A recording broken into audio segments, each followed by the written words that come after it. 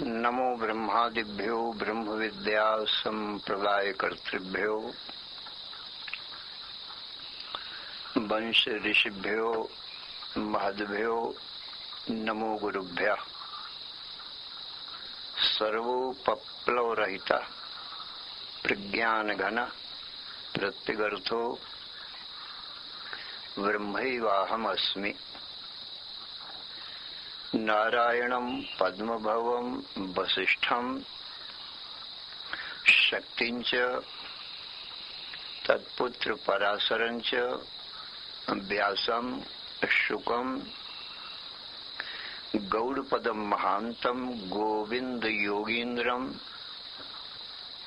अथास्य शिष्यं श्री शंकराचार्यम् अथास्य पद्मपादं च हस्तामलकं च शिष्यं तंत्रोटकं वार्तिककारम् अन्यान् अस्मद्गुरून् सन्ततम् आनतोऽस्मि। श्रुति स्मृति पुराणानाम् आलयं करुणालयं नमामि भगवत्पादं शंकरं लोकशंकरम्। शंकरं शंकराचार्यं केशवं बादरायणं सूत्रभाष्यकृतौ वन्दे भगवन्तौ पुनः पुनः। ईश्वरो गुरुः आत्मेति मूर्तिभेद विभागिने व्योमवद्व्याप्त देहाय दक्षिणामूर्तये नमः। अशुभानि निराचष्टे तनोति शुभ संततिम् स्मृतिमात्रेण यत्पुंसां ब्रह्म तन्मंगलं परम्। अति कल्याण रूपत्वा नित्य कल्याण संश्रयात् स्मृतीनां वरदत्वाच्च ब्रह्म तन्मंगलं विदु। ओंकारश्चाथ शब्दस्य द्वयेतौ ब्रह्मणः पुरा कंठं भित्त्वा विनिर्यातौ तस्मान् मांगलिकौ उभौ। ओम तत्सत् परब्रह्मणे नमः। श्री राम जय जय राम। श्री राम जय जय राम। श्री राम जय जय राम। धर्म की अधर्म का प्राणियों में विश्व का हर हर महादेव।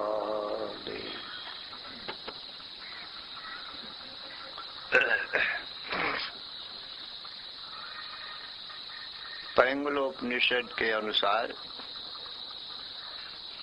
पंचकोशों का निरूपण चल रहा है।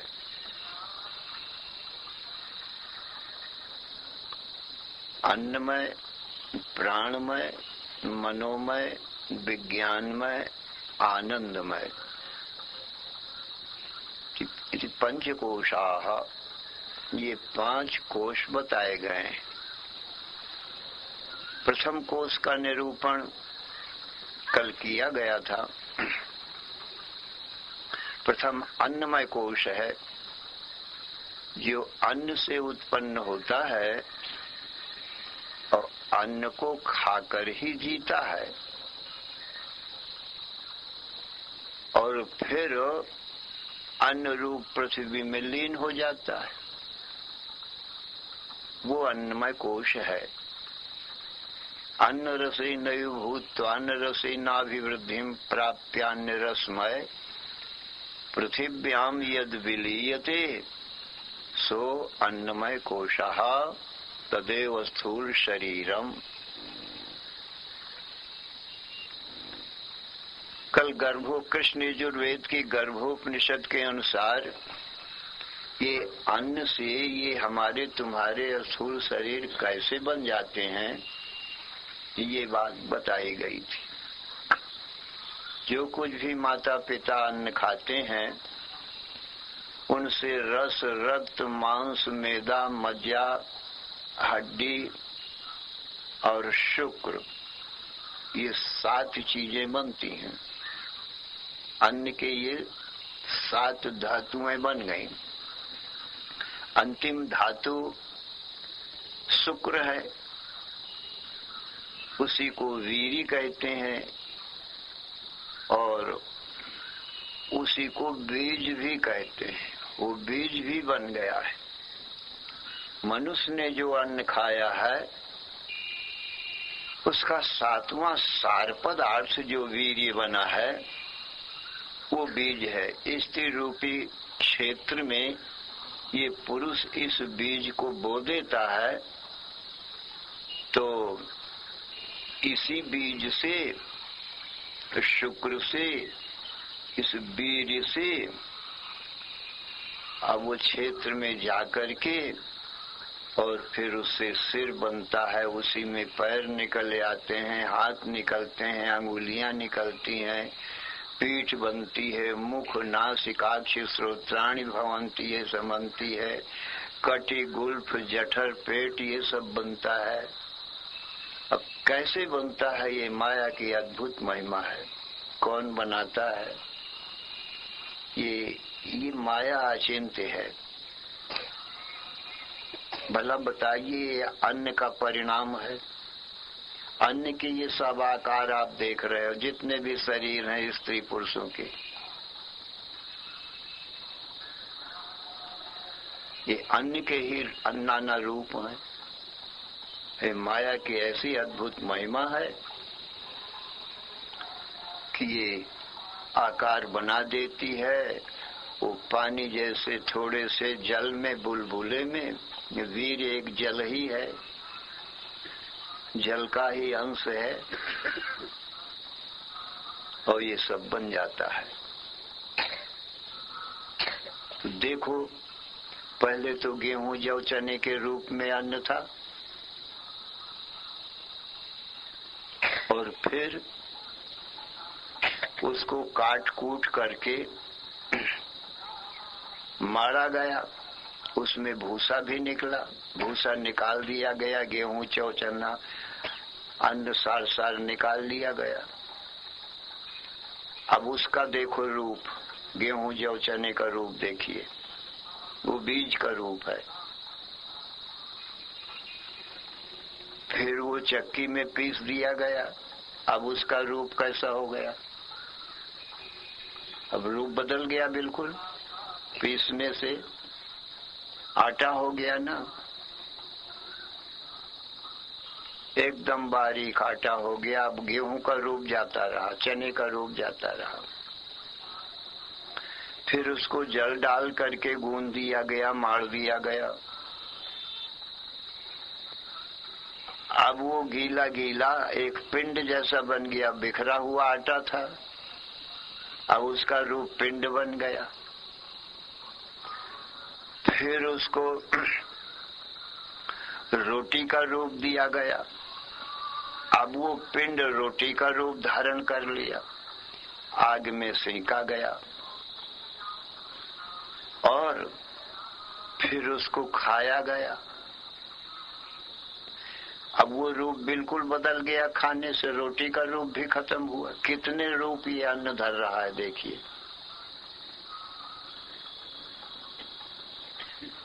फिर रस का रूप धारण किया, फिर रक्त का, खून का रूप, फिर मांस का,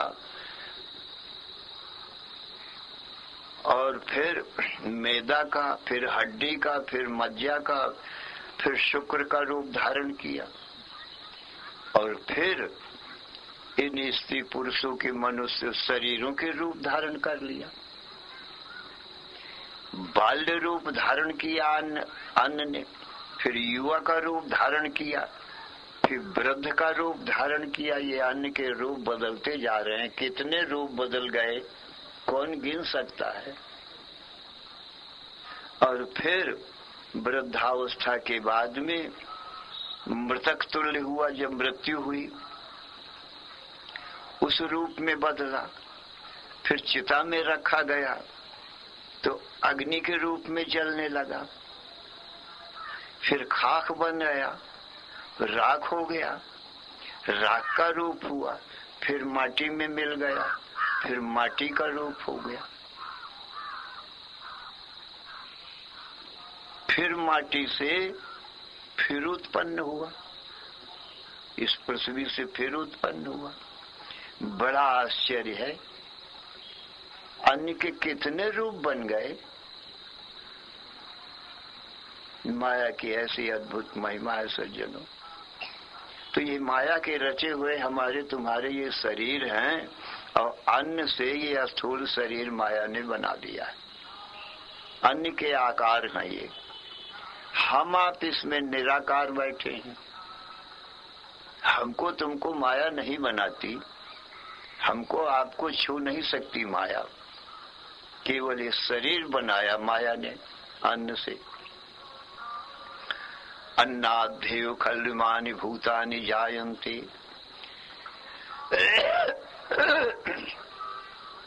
अन्नेन जातानि जीवन्ति अन्नं प्रयन्ति अविशं विशन्ति। तो सज्जनों, इसमें हम आप रहते हैं। ये अन्नमय है। अन्न का मय माने विकार, अन्नमय, अन्न का विकार, अन्न के रूप। क्या? ये शरीर, स्थूल शरीर है। इनके आकार सब दिखाई पड़ रहे हैं। हम आप निराकार हैं, इसके भीतर प्रविष्ट हैं और इस अन्नमय कोश को देखते हैं, क्योंकि ज्ञान हमारा तुम्हारा स्वरूप है। चेतन है, दृष्टा है, ये हमारा तुम्हारा स्वरूप है। इसको कोश इसलिए कहते हैं कि इसने हमको ढांक रखा है। कोश नाम खजाने का है, तलवार की म्यान का है। जैसे म्यान में तलवार ढकी रहती है और धन खजाने में ढका रहता है, दिखाई नहीं पड़ता है। इसी प्रकार से हम आप चेतनात्मा ज्ञान स्वरूप इस स्थूल शरीर रूपी कोश के भीतर ढके हुए हैं। तलवार के समान तेज हैं। जब म्यान से तलवार निकलती है तो दुश्मन का नाश करती है। ऐसे ही जब हम ये स्थूल शरीर से अपने को अलग देखते हैं तब अज्ञान का नाश करते हैं। ज्ञान स्वरूप का हमको पता लगता है ईश्वर कृपा, गुरु कृपा, वेद कृपा से और अपनी कृपा से कि हम चेतन आत्मा ज्ञान स्वरूप हैं। ज्ञान एक तेज खड्ग है, तेज तलवार है जो अज्ञान का सिर उड़ा देती है। जब अज्ञान न रहा तो अज्ञान का नाम ही माया था। माया ने ही ये शरीर बनाया था। माया का नाश होता है, फिर हमारा तुम्हारा आत्मा ही शेष रह जाता है। कोष से अलग हो गए। कोष रहे तो भी हम हैं, कोष न रहे तो भी हम हैं। अविनाशी है ज्ञान। और हमारा जो है आत्मा अनंत धन है। शरीर रूपी कोष के भीतर ये आत्मा अनंत सत्य है, अनंत ज्ञान रूपी धन है, अनंत आनंद रूपी धन है। ऐसा धन इस शरीर रूपी कोष के भीतर हमारा आपका स्वरूप है, जो इस कोष से ढका हुआ है, छिपा हुआ है। परंतु गुरु की कृपा से इस कोष को हटा दिया जाता है, अलगा करके देखा जाता है। तो मैं कोष रूप तो हो नहीं सकता। ये अन्न का विकार है, ये शरीर, तो शरीर रूप तो मैं हो नहीं सकता, क्योंकि शरीर को देखने वाला हूँ। शरीर मेरा कोष है, एक प्रकार का घर है जैसे घर में पुरुष ढका हुआ भीतर रहता है, ये भी एक घर है, इसके भीतर मैं हूँ। तो घर रूप तो मैं हो नहीं सकता, तलवार रूप मैं हूँ, म्यान रूप तो हो नहीं सकता। धन धन है, खजाना खजाना है, कमरा है। इस प्रकार से किसी भी रीति से मैं ये शरीर नहीं हो सकता, शरीर से भिन्न हूँ। ये ज्ञान है। नाहम देहो हम आत्मेति निश्चयो ज्ञान लक्षणम। मैं देह नहीं हूँ, न स्त्री पुमान व संडो व जीव सर्वगतो व्यया। न मैं स्त्री हूँ, न पुरुष हूँ, न नपुंसक हूँ, किंतु सब में हूँ, उस सबको देखता हूँ और सब से जुदा हूँ। मैं आत्मा हूँ। देहादि अनात्म पदार्थ हैं।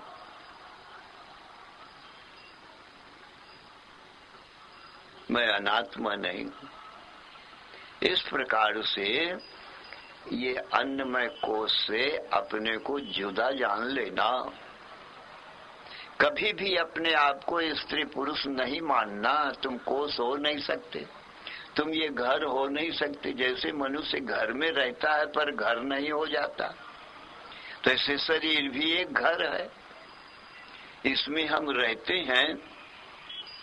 तो ये शरीर रूपी घर कैसे हो सकते हैं? किंतु नहीं हो सकते। ये घर बनता बिगड़ता है। हमारा तुम्हारा स्वरूप चेतन आत्मा, ये ज्ञान आत्मा न बनता न बिगड़ता, न जन्मता न मरता। एकदम स्थूल शरीर से अपने को जुदा पक्का जान लेना चाहिए। ये सर्वज्ञ सर्वशक्तिमान भगवान की वाणी वेद है, उपनिषद है। तो भगवान की वाणी प्रमाण से भी, वेद प्रमाण से और अपने अनुभव प्रमाण से भी तुम देखो, विचार करो कि तुम शरीर कैसे हो सकते हो। जब शरीर को देखते हो तो ज्ञान ही हो। शरीर तो देख नहीं सकता, शरीर को तो कुछ ज्ञान नहीं है। फिर जैसे अन्न को देखते हो, अन्न के कितने विकारों को तुम ही देखते हो।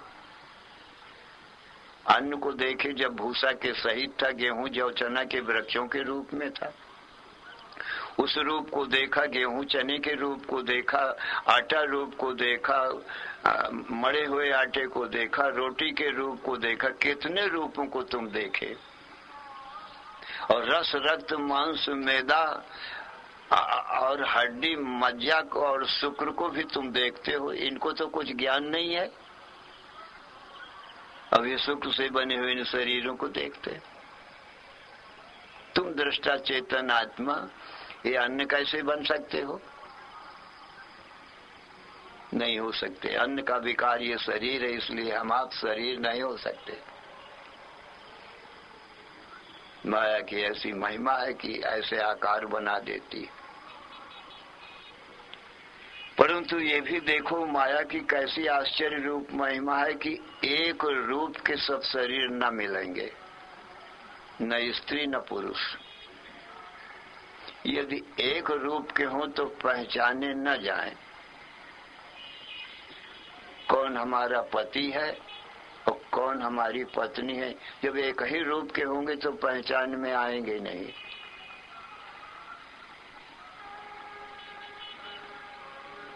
कितने आकार संसार में बने हैं, सबके न्यारे न्यारे। किसी के चिंतन में नहीं आ सकते, बुद्धि में नहीं आ सकते कि संसार में कितने प्रकार के ये स्त्री पुरुषों के आकार होंगे। बड़ा आश्चर्य है। सब न्यारे न्यारे नाम और रूप हैं, पर हम आप सज्जनों अरूप अनाम है। न हमारा कोई नाम है और न ही रूप है। इन शरीरों का ही नाम है और इन्हीं के रूप हैं, आकार हैं। हमारा तुम्हारा स्वरूप निर्गुण निराकार है, अनाम अरूप है। अविनाशी है, कोई भी नाश करने में हमारे तुम्हारे आत्म तत्व को समर्थ नहीं है। तो सज्जनों, ये अन्नमय कोश की बात रही। अब दूसरा कोश प्राणमय है। पंच कर्मेंद्रिय सा पंच प्राण प्राणमय कोशः। 5 कर्मेंद्रिय और 5 प्राण 10 भय, 10 के सामूहिक नाम प्राणमय कोश है। 5 कर्मेंद्रिय हैं वाक, पाणि, पाद, पायु, उपस्थ। वाक इंद्रिय है और बोलने का काम करती है।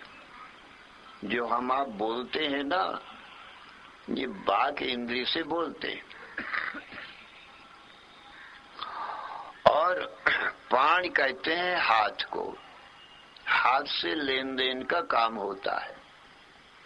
और पाद पैर, पैरों से गमनागमन चलने फिरने का काम होता है। और पायु उपस्थ, पायु से मल त्याग होता है।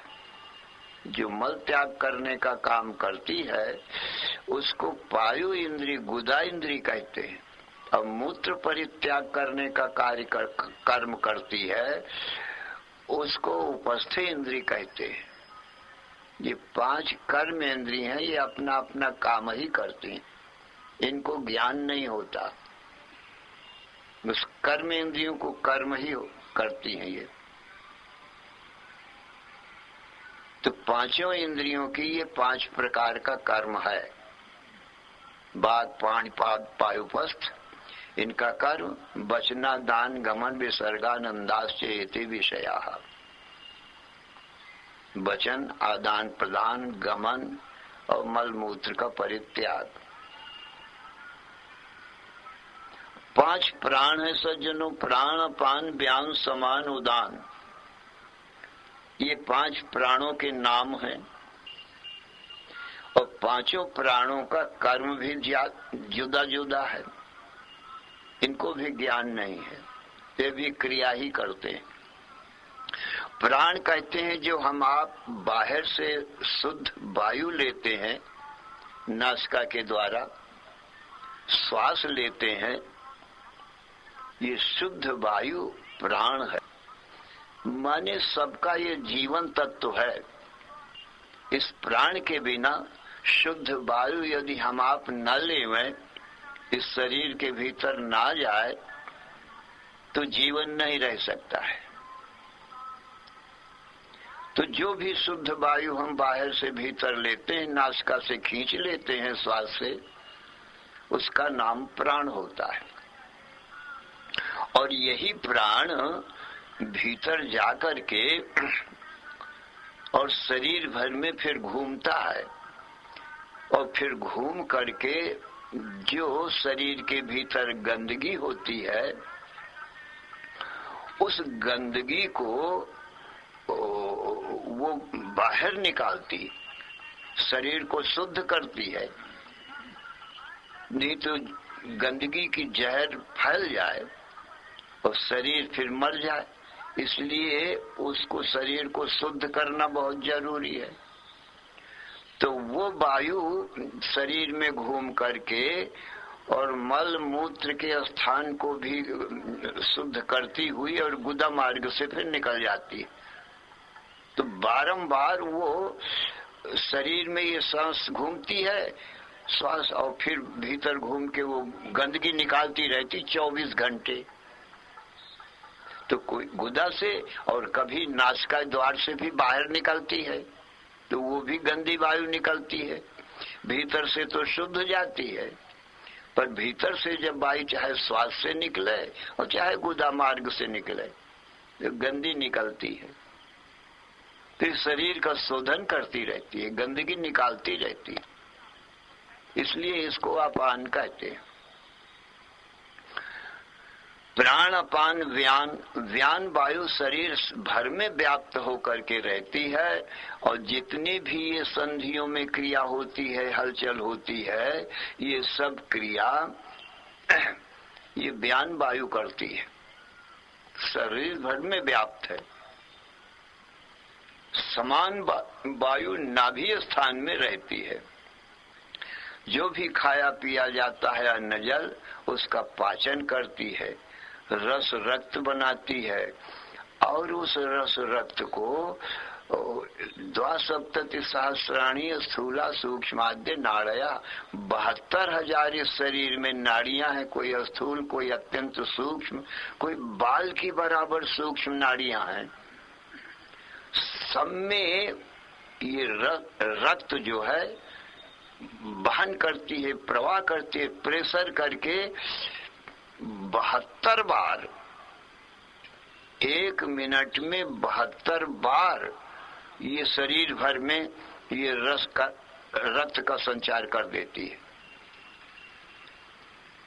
इतनी तेजी के साथ में खून को दौड़ाती है नस नाड़ियों में, और जिस नस नाड़ी में खून नहीं जाएगा वो सूख जाएगी। इस समान वायु का यही काम है। नहीं तो अब इस समान वायु के बिना ये रक्त खून कौन नस नाड़ियों में पहुंचावे? यही प्रेशर करके शरीर भर में पहुंचाती है। 72,000 नाड़ियां हैं और 1 मिनट में 72 बार चक्कर लगा देती है रक्त का, और रक्त को शोधन भी करती जाती है भीतर फेफड़ों में, उसका विकार दूर करती जाती है। शुद्ध रक्त होता जाता है, उसकी भी गंदगी साफ होती जाती है, नित्य शुद्ध बना रहता है। नहीं तो खून खराबी हो जाए तो भी रोग बीमारी हो जाए, जीवन मुश्किल हो जाए। उदान वायु कंठ स्थान में रहती है, खाए पे अन्न जल का विभाजन करती रहती है। सज्जनों, ये 5 प्राण कहे जाते हैं। तो ये 5 प्राण और इनके कार्य अपने अपने अलग अलग क्रियाएं और 5 कर्मेंद्री, ये 10 के समुदाय को प्राणमय कोश कहते हैं। ये भी सज्जनों हमारी तुम्हारी आत्मा को ढांकता है। हमारी तुम्हारी आत्मा के ऊपर ही ये कर्मेंद्रिय और प्राण है, इसके भीतर ही हम विराजमान हैं। क्योंकि इस कोश को भी देखते हैं, इसको ज्ञान तो नहीं है इस कोश को, क्योंकि कोश ठहरा, इसको भी ज्ञान नहीं है। इसके भी 5 कर्मेंद्रियों को भी हम आप जानते हैं, बाघ पाणी पाद पायुपस्थ को, और इनके विषयों को भी जानते हैं, और 5 प्राणों को जानते हैं। क्योंकि प्राण वायु के ही 5 भेद हैं। तो वायु को ज्ञान नहीं, वायु जड़ है। आकाश, वायु, अग्नि, जल, पृथ्वी, ये 5 महाभूत जड़ हैं, इनको किसी को ज्ञान नहीं है। तो ज्ञान स्वरूप एक हमारा ही आपका है। इसलिए प्राणमय कोश को हम देखते हैं, प्राणमय कोश से जुदा हैं। न हम कर्मेंद्रिय हो सकते और न 5 प्राण ही हो सकते हैं। बिल्कुल अपने को जुदा ही प्राण और इंद्रियों से जान लेना चाहिए। और गमनागमन लोक परलोक में इन्हीं प्राणों का हुआ करता है, हमारा तुम्हारा नहीं। हम आप तो सर्वत्र सर्व लोकों में पहले से विराजमान है। आत्मा का कहाँ न जाना हो, आकाश के समान। जैसे आकाश कहाँ नहीं है, जहाँ न हो तो आकाश को चलकर जाना पड़े, परंतु आकाश तो पहले से ही सर्वत्र विराजमान है। ऐसे ही आत्मा तो अनंत कोटि ब्रह्मांडों के भीतर और बाहर अनंत गुना अधिक बड़ा है। प्राण चाहे जहाँ किसी लोक तक चले जाए, परंतु जहाँ प्राण जाएंगे उसके आगे ही हम भी विराजमान हैं। हम में तुम में आना जाना नहीं। हमारा तुम्हारा स्वरूप आकाश के समान अनंत है। जैसे पक्षी आकाश में उड़ते हैं तो जहां से उड़ते हैं वहां आकाश है, मध्य में जहाँ उड़ते हुए जा रहे हैं वहां भी आकाश है, और फिर आकाश का अंत तो पाते नहीं, और छोड़ तो पाते नहीं कि उसका अंत पा ले हुए, फिर बीच से ही लौट आते हैं। कोई भी अंत नहीं पाता आकाश का। तुम ही आदि खग मसक पर्यंता, न भूलाहि नहीं पावहि अंता। मच्छर से लेकर के और गरुड़ पर्यंत सब आकाश में गमन करते हैं, परंतु आकाश का अंत नहीं पाते कि कितने योजन दूर होगा आकाश। क्योंकि जब यहाँ से उड़ते हैं, जितना दूर यहाँ से दिखाई उनको पड़ रहा है, तो हजारों मील ऊपर जाकर भी इतना ही दूर वहां से भी दिखता है। कुछ अंत ही नहीं आता, आखिर हारी मान के लौट आते हैं। इसी प्रकार से सज्जनों, ये इंद्रिय और प्राण आदि और ये सब देवता लोग, इंद्रिय प्राण आदि सब देवता कहे जाते हैं। इनमें देवत्व है, थोड़ा थोड़ा हमारा तुम्हारा चेतन का आभास पड़ता है, इनमें भी थोड़ी चेतनता आ जाती है। तो व्यष्टि और समष्टि इंद्रिय और सूर्य चंद्र आदि के वायु आदि के देवता ये कोई नहीं पाते। अरे ये प्राण तो व्यष्टि वायु है ना शरीर के भीतर, इस समष्टि वायु भी आकाश का अंत नहीं पाता है, तो मुझ आत्मा का अंत क्या पाएगा? हमारा तुम्हारा आत्मा तो आकाश से भी अधिक बड़ा है, महान है, अनंत है, और आकाश से भी अति सूक्ष्म है। तो यस्यांतम न विदु सुरसुरगणा देवाय तस्मै नमः। सज्जनों, हमारा तुम्हारा आत्म तत्व वह है जिसका देवता और दैत्य लोग वायु, अग्नि, प्राण आदि और मन, बुद्धि आदि कोई अंत नहीं पाते। अनंत आत्मा है और देव है। देव का मतलब ज्ञान स्वरूप है, इन सब का प्रकाशक है। द्योतनाथ देवा, और वो एको देव सर्वभूतेषु गूढ़ा, एक ही देव है, सब भूतों में छिपा हुआ है। छिपा हुआ इसलिए है कि इस देव को कौन देखे? अरे देव तो सबको देखता है, क्योंकि ज्ञान रूप है, और बाकी तो सब अज्ञान रूप है, माया और माया का कार्य। कौन देखे इस देव को? इसलिए सबके भीतर छिपा हुआ बैठा है और सबको देखता है। स्वयं अदृष्ट है और सर्वदृष्टा है। अदृष्टो दृष्टा, दृष्टा अदृष्ट ही होता है, कदाचित भी दृश्य नहीं होता, क्योंकि दृश्य तो जड़ छाया के समान है, वो तो दिखाई पड़ने वाली चीज है, और ये तो देखने वाला है, तो दृष्टा दृश्य हो नहीं सकता। इसलिए सज्जनों, हमारा तुम्हारा आत्मा अनादि और अनंत है। न तो कोई आदि है, इसकी शुरुआत है, आरंभ है, और न कोई अंत है।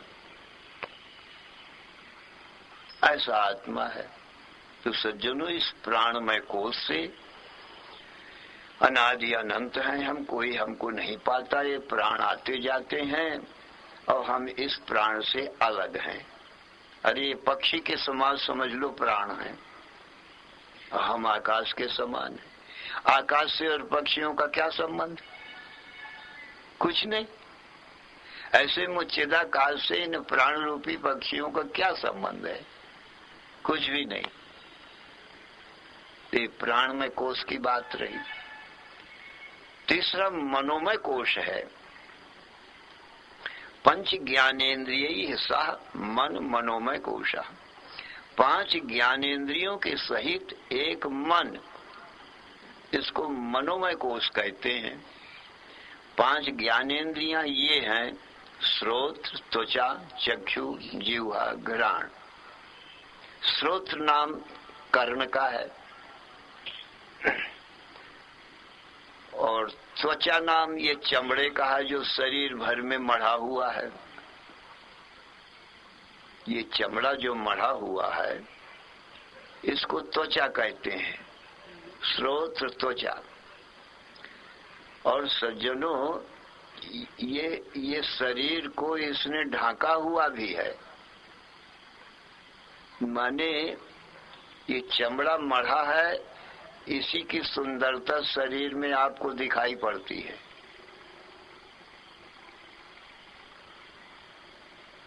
जैसे कोई मिठाई बनाते हैं उसमें चांदी के बर्क लगा देते हैं तो मिठाई ढक जाती है। ऐसे ही ये कोई सोने के और कोई चांदी के बर्कों के समान ये चमड़ा से ये शरीर मढ़ रहा है। परंतु सज्जनों, ये तो सुंदरता यही चमड़े की ही है। अब बर्क निकाल दो, चमड़ा निकाल दो, फिर तो बहुत घृणा होगी, क्योंकि खून निकलेगा, मांस दिखाई पड़ेगा और भीतर चलोगे तो हड्डी दिखाई पड़ेगी। यही सब भरा हुआ है इस शरीर में। भूलना नहीं यारो, इस दुनिया की खुशनुमाई पर है बर्क चांदी के लगे गोबर की मिठाई पर। अब ये गोबर की मिठाई है, ये चमड़े की वजह से सुंदर लग रही है, नहीं तो भीतर तो मल मूत्र गोबर और मवाद और मांस और यही तो सब भरा है।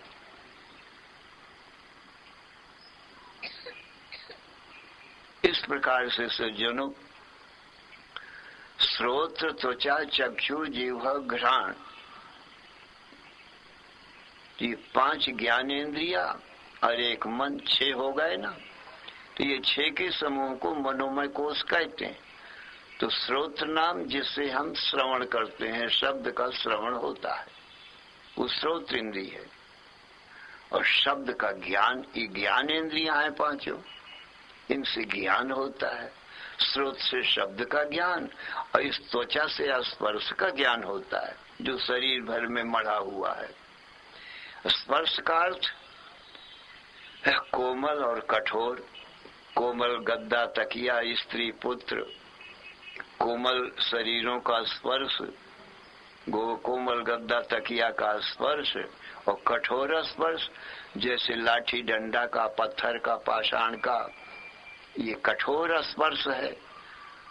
और शीतोष्ण का भी स्पर्श होता है। सर्दी गर्मी का ज्ञान इस त्वचा से ही होता है। और त्वचा न हो तो न सर्दी का पता लगे न गर्मी का। ये ज्ञान इंद्रिय है त्वचा, इससे स्पर्श का ज्ञान होता है।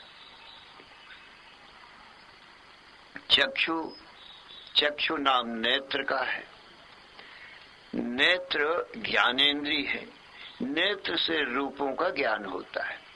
जितने संसार में आप रूप देख रहे हो, ये नेत्र के द्वारा ही देखे जा रहे। स्त्री पुरुष मनुष्य पशु पक्षी वृक्ष पर्वत सूर्य चंद्र, ये सबके रूप अलग अलग हैं। तो इनका ज्ञान नेत्र इंद्रिय से होता है। नेत्र बिना और किसी इंद्रिय से रूप का ज्ञान नहीं हो सकता।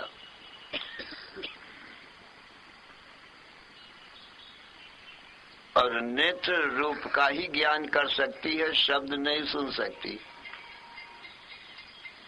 और स्पर्श का ज्ञान नहीं कर सकती। और श्रोत्र इंद्रिय नेत्र का काम नहीं कर सकती। श्रोत्र शब्द तो सुन सकता है पर रूप नहीं देख सकता। ये सब अपने अपने असाधारण कार्य हैं। ये असाधारण कारण है, साधन है। एक दूसरे का कार्य दूसरी इंद्रिय नहीं कर सकती। इसी प्रकार से अब कितने संसार में रूप हैं, उनकी कुछ गिनती नहीं है, पर उन रूपों का ज्ञान इन नेत्रों से ही होता है। यदि नेत्र से आप ना देखो, नेत्र खोल के ना देखो, तो किसी भी रूप का ज्ञान नहीं होगा संसार में। नेत्र से ही रूप का ज्ञान होता है।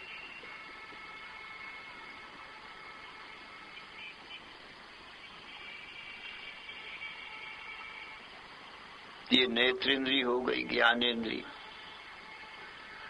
ऐसे ही रसना है जिह्वा, उससे रस का ज्ञान होता है।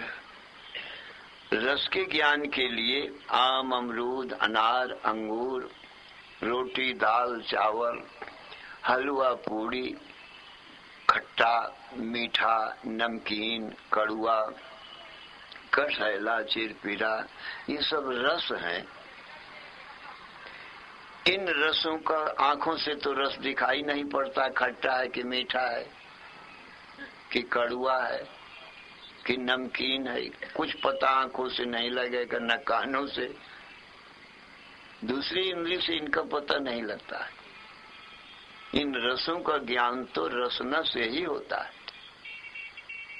जिह्वा से ही होता है। अब रस का कोई पार है? कितने संसार में रस होंगे, फिर एक एक रस के अनेक अनेक भेद हैं। जैसे मधुर रस है, अब मधुर रस के अनेक भेद हैं। गुड़ की मिठास, शक्कर मिश्री की मिठास, पेड़ा बर्फी की मिठास, मलाई की मिठास, रबड़ी की मिठास, आम अमरूद की मिठास, अंगूर की मिठास, माने मधुर रस भी अनेक प्रकार का है। ऐसे ही अम्ल खट्टा रस भी अनेक प्रकार का है। कच्चे आम की खटास, नींबू की खटास, इमली की खटास, कितनी प्रकार की खटासें हैं, उनके रसना बताती है अलग अलग स्वाद। कितने संसार में कितना रस भरा पड़ा है। तो सज्जनों, रस का ज्ञान जिह्वा से होता है, इसलिए जिह्वा को ज्ञानेंद्री कहते हैं। वो गंध का ज्ञान नासिका से, घ्राण से होता है। बेला, चमेली, चंदन की गंध और मलमूत्र गंदे नाले की दुर्गंध, ये ज्ञान तो नासिका से ही होगा। नासिका बिना गंध का ज्ञान नहीं हो सकता है। सज्जनों, ये पंच विषय हो गए, शब्द, स्पर्श, रूप, रस और गंध। ये पंच विषय रूप सारा संसार है। तो संसार के ज्ञान के साधन ये हमारे तुम्हारे पास 5 ज्ञानेंद्रियां हैं। इन्हीं से 5 विषयों का संसार का ज्ञान होता है। संसार बाह्य है, बाहर है, और हमारी इंद्रियां हमारे शरीर के भीतर हैं। तो 5 ज्ञानेंद्रिय सज्जनों हो गए मनोमय कोश में, और एक मन हो गया। मन का क्या स्वरूप है? वो दिखाई तो पड़ता नहीं आंखों से। तो मन का कैसे जानो? तुम अपने ज्ञान रूप तुम स्वयं हो, तो अपने ज्ञान नेत्र से जानो। जो संकल्प विकल्प करता है उसको ही मन कहते हैं। और क्षण मात्र में इतना तेज चंचल है सब, हम आप देखते हैं अपने चंचल मन को। क्षण मात्र में काशी पहुंच जाए, कश्मीर पहुंच जाए, बंबई कलकत्ता की सैर करे, ब्रह्मलोक तक की सैर करे, एक क्षण मात्र में, देर नहीं लगती। यही मन का स्वरूप जानना चाहिए। अथवा कांक्षा, वांछा, ईहा, स्पृहा, काम, ये मन का रूप जानो। जो इच्छा होती है ना, वो जानो ये मन का रूप है। ये काम मन का रूप है। मन बिना काम कहाँ हो, इच्छा कहाँ होगी? मन को ही सब कामना होती, इच्छाएं होती हैं। तो ये मन का रूप समझ लो तुम अपने ज्ञानेंद्रिय से, ज्ञान रूप से। तो सज्जनों, ये 6 हो गए, एक मन हो गया, ये 5 ज्ञानेंद्रिय हो गए। इसका नाम मनोमय कोश है। पर सज्जनों, ये कोश है, कोश को तो ज्ञान नहीं, हम ही जानेंगे इसको। अरे 5 ज्ञानेंद्रियों को भी हम ही जानते हैं, और 5 ज्ञानेंद्रियों की जो शब्द स्पर्श रूप रसगंध ये विषय है उनको भी हम ही जानते हैं। कोई इंद्रियां तो देखती सुनती नहीं है। अरे आंख से आखिर हम ही देखते हैं, आंख नहीं देखती, हम देखते हैं आंख से, कान से हम ही सुनते हैं। ये तो कारण है, माने साधन है ज्ञान के। जैसे चश्मा से हम ही देखते हैं, वैसे आंख से भी हम ही देखते हैं। तो हम अलग न हो गए?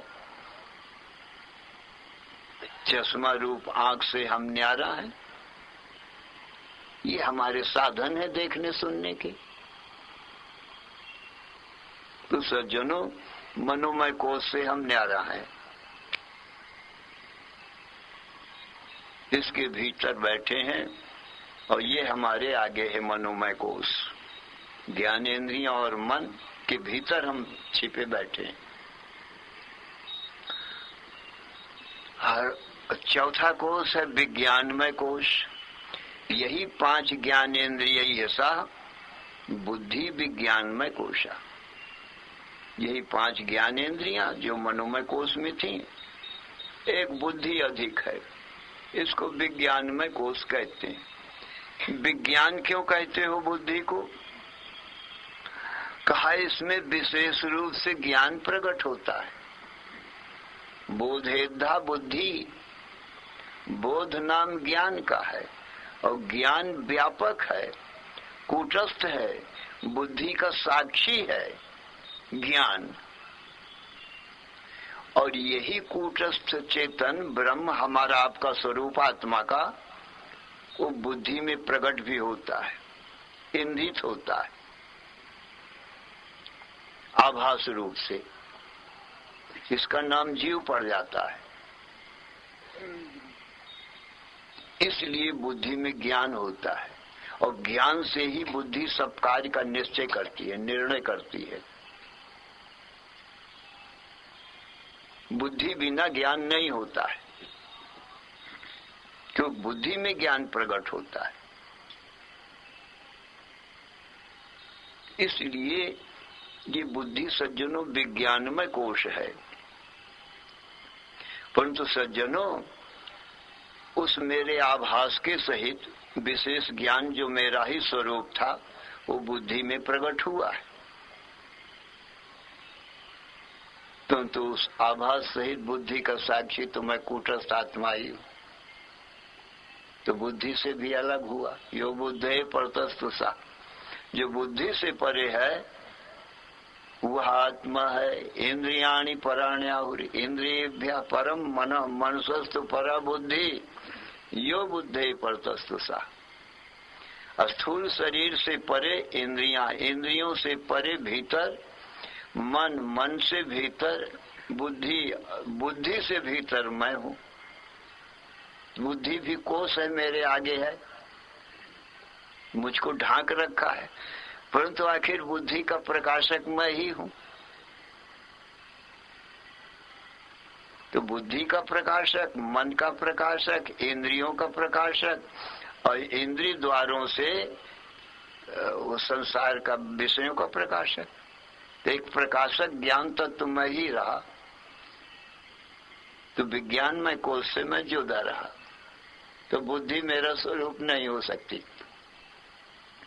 बुद्धि में कभी स्मृति कभी विस्मृति होती रहती है।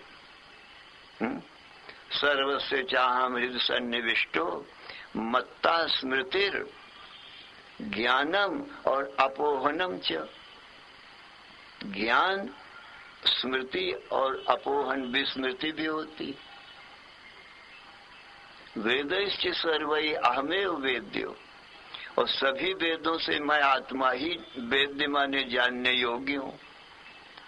और वेदांत कृत वेद विदेव चाह, वेदांत का कर्ता भी मैं ही हूँ और वेद का वेदता भी मैं ही हूँ, जानने वाला भी मैं ही हूँ।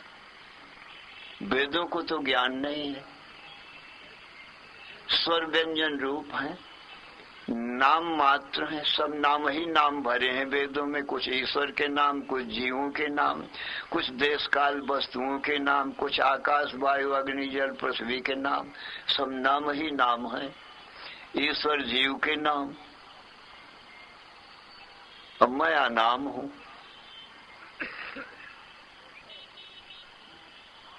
तो ये सब नाम हैं, और ये सब नाम मुझको बताते हैं मैं नामी हूं।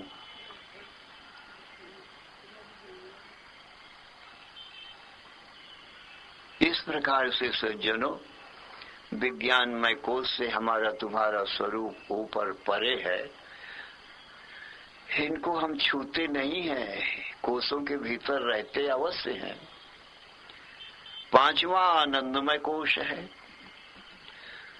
स्वरूपा ज्ञानमानंदमय कोश तत्कारणम शरीरम। सज्जनों,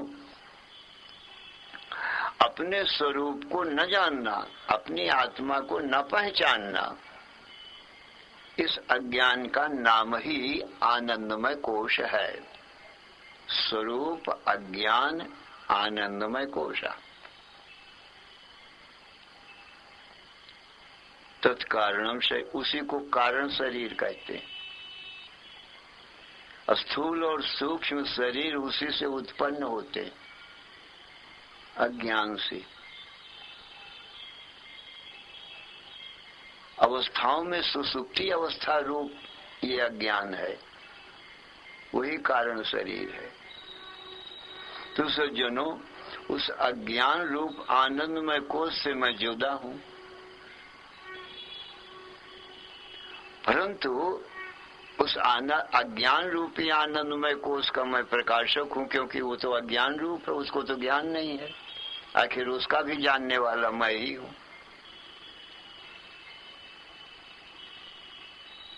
तो आनंदमय कोश का भी प्रकाशक हूं और उससे जुदा हूं। तो पांचों कोशों से मैं जुदा हुआ, अन्नमय, प्राणमय, मनोमय, विज्ञानमय और आनंदमय। तो अन्नमय कोश को तो स्थूल शरीर बताया, और आनंदमय कोश को कारण शरीर बताया गया। बीच में तीन कोश, प्राणमय, मनोमय, विज्ञानमय। एतत् कोशत्रयम् लिंग शरीरम। ये तीन कोश मिल करके लिंग शरीर माने सूक्ष्म शरीर कहे जाते। ऐसे स्थूल सूक्ष्म कारण तीन शरीर हो जाते, ये पांच कोशों के अंतर्गत। 17 तत्व हो गए इनमें, सूक्ष्म शरीर में। प्राणमय में 10, 5 कर्मेंद्रिय और 5 प्राण। मनोमय में 6, 5 ज्ञानेंद्रिय और 1 मन। 10, 6, 16। और विज्ञानमय कोश में 1 बुद्धि अधिक। 17 तत्वों का सूक्ष्म शरीर हो गया। उसके आगे तो अज्ञान रूप, निद्रा रूप आनंदमय कोश है, वो कारण शरीर हो गया। तो पंच कोशों के अंतर्गत सज्जनों ये स्थूल सूक्ष्म कारण 3 शरीर हो गए। और इन्हीं 3 शरीरों में 3 अवस्थाएं आ जाती। माया की 3 अवस्था, जागृत अवस्था, स्वप्नावस्था और सुसुप्ति अवस्था। बस इतनी ही माया है। अब इस माया से परे हम आप है, जागृत स्वप्न सुसुप्ति के प्रकाशक।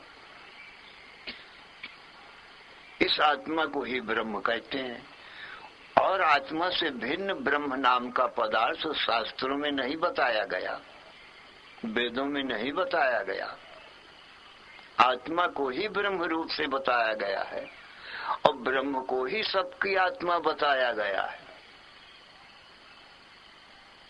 जागृत स्वप्न सुसुप्ति आदि प्रपंचम यत् प्रकाशते तद ब्रह्म अहमिति ज्ञात्वा सर्वबंधैः प्रमुच्यते।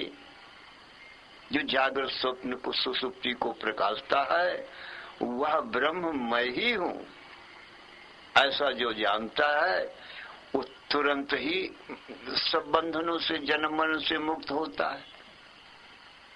वो तो अज्ञान से अपने को स्त्री पुरुष स्थूल शरीर ही मान बैठा था। अब कोई सूक्ष्म शरीर अपने को मान बैठता है तो सूक्ष्म शरीर के कर्मों को अपने कर्म मान बैठता है। वही बंधन था। अज्ञान कृतो बंधा अतो ज्ञाना निवर्तति। ज्ञान से ये निवृत्त हो गया कि मैं स्थूल सूक्ष्म कारण स्त्री पुरुष आज कोई नहीं हूं, इनका प्रकाशक हूं। ये तो कोष है, घर के समान है। ये मैं इनके सबके भीतर रहकर भी इनसे असंग हूं। तो मुक्त ही है। विमुक्तस्य विमुच्यते। पहले भी बंधन नहीं था ज्ञान काल में,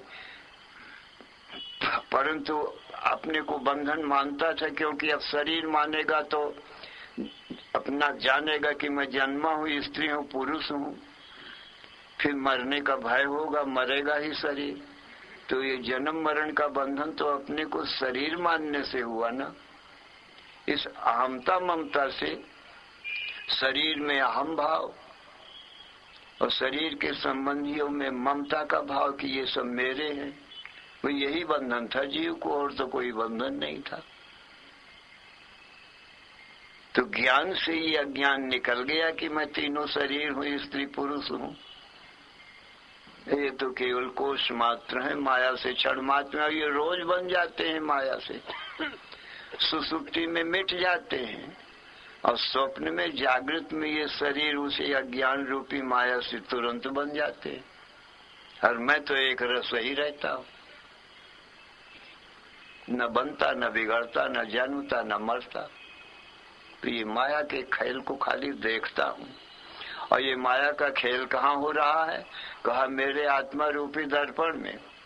जैसे टीवी के शीशा में सब छाया चित्र आते हैं, खेल होते हैं, हाथी घोड़ा रस दौड़ते हैं, महाभारत का युद्ध चल रहा है, दैवासुर संग्राम चल रहा है, ऐसे ही हमारे आत्मा रूपी दर्पण में ये सब माया का खेल हो रहा है। पर छाया चित्र के समान है, इसलिए दर्पण के समान बिल्कुल शुद्ध ही रहता है आत्मा, किसी का संबंध होता ही नहीं है। विश्वम दर्पण दृश्यमान नगरी तुल्यम। ये सारा विश्व हमारी तुम्हारी आत्मा में दर्पण में दिखाई पड़ने वाली नगरी के समान, छाया चित्रों के समान ही है। तो ये छाया चित्र भला हमको तुमको क्या बंधन करें? आत्मा रूपी दर्पण में देखते हैं पर स्पर्श करते ही नहीं, आए और चले गए, शीशा शुद्ध का शुद्ध। तो आत्मा सदा शुद्ध रहता है। पंच कोशों से सज्जनों न्यारा, तीन शरीरों से न्यारा, तीनों अवस्थाओं से न्यारा। पंचकोश तीन अवस्था और तीनों शरीरों का प्रकाशक मात्र है। साक्षी चेता केवलो निर्गुणश्च। ऐसा अखंड तत्व आत्मा है। श्री राम जय राम, जय जय राम। श्री राम जय राम, जय जय राम। श्री राम जय राम, जय जय राम। धर्म की अधर्म का, प्राणियों में विश्व का। हर हर महादेव।